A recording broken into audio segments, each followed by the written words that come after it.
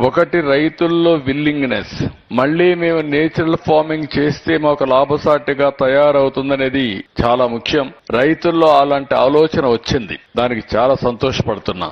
అదే సమయంలో దీన్ని టేక్ ఆఫ్ చేయడానికి ఆర్గనైజేషన్ ఏదైతే ఈ రోజు రైతు సాధికార సంస్థ చాలా సమర్థవంతంగా లేటెస్ట్ టెక్నాలజీస్ అన్ని ఉపయోగించి ముందుకు తీసుకుపోతున్నారు. ఈ సందర్భంగా డాక్రా మహిళల్ని మనస్ఫూర్తిగా అభినందిస్తున్నా. బ్రహ్మాండమైన పని చేస్తున్నారు. డేటా ఎంట్రీ గాని, అదే మరిగా వ్యవసాయం కూడా నేచురల్ ఫార్మింగ్ లో కూడా డాక్రా సంఘాలు ముందుకున్నారు. వాళ్ళు కూడా బాగా పనిచేస్తున్నారు. ఇది అయిన తర్వాత నాకు ఎప్పటి నుంచో లోటు కనపడేది organic certification, natural farming certification. ఈ సర్టిఫికేషన్ లేకపోతే ఈ రోజు చాలా మంది వచ్చేస్తున్నారు, ఏదో ఆ పేరు పెట్టేసి అది అమ్మేయడం. దానివల్ల వినియోగదారుల్లో ఎవరైతే ఆర్గానిక్ ఫుడ్ తినాలనుకుంటారో, నేచురల్ ఫార్మింగ్ ఫుడ్ తినాలనుకుంటారో వాళ్ళకే కన్ఫ్యూజన్ వచ్చే పరిస్థితి వచ్చింది. ఇప్పుడు పర్ఫెక్ట్ గా కొన్ని ఆర్గనైజేషన్స్ తయారైనాయి. ఈ రోజు మొత్తం సర్టిఫికేషన్ కూడా పర్ఫెక్ట్ గా చేసే పరిస్థితికి వచ్చారు. ఇక్కడ కూడా హైదరాబాద్ బేస్డ్ ఆర్గనైజేషన్ అయితే చాలా సిస్టమేటిక్ గా చేస్తున్నారు. వారిని కూడా మనస్ఫూర్తిగా అభినందిస్తున్నా.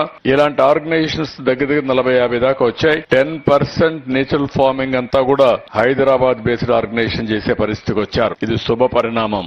ఇది కాకుండా ఇంకొక పక్కన నేను ఎప్పుడూ ఒక ఎకో సిస్టమ్ అంటాను. రైతులు పంట పండించాలి, దీన్ని మార్కెటింగ్ తీసుకెళ్లాలి, దీన్ని సర్టిఫికేషన్ చేయాలి, అక్కడి నుంచి అమ్మాల్సిన